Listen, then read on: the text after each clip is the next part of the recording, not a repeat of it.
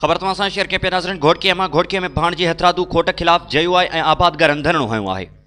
यूनिस भुट्टो जी report मूजिब घोड़कीअ में urea भाणजी हथरादू खोट ऐं ब्लैक मार्केटिंग खिलाफ़ सिंध आबादगार बोर्ड ऐं JUI जे अॻवाननि ऐं आबादगारनि प्रेस क्लब घोड़कीअ खां असिस्टेंट कमिश्नर ऑफिस ताईं एहतिजाजी रैली कढी वई।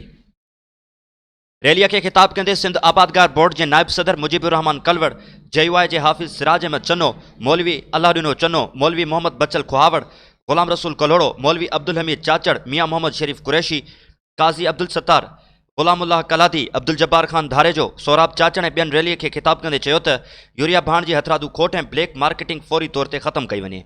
हारी ऐं आबादगारनि खे मुक़ररु कयल अघु 1768 रुपया फ़ी ॿोरी ॾिनी वञे। डीलर माफ़िया इंतिज़ामिया सां मिली भगत करे आबादगारनि खे कंगाल करणु चाहिनि था। अफ़सोस सां चवणो थो पवे त असांजे ज़िले में यूरिया भाण जूं 2 वॾियूं फैक्ट्रियूं आहिनि, जंहिंमां रोज़ाने जे बुनियाद ते हज़ारें बोरियूं पंजाब, बलोचिस्तान, KPK समेत सिंध जे ॿियनि केतिरनि ई ज़िलनि में एक्सपोर्ट कई पई वञे, मगर हितां जे आबादगारनि खे भाण नथी मिले।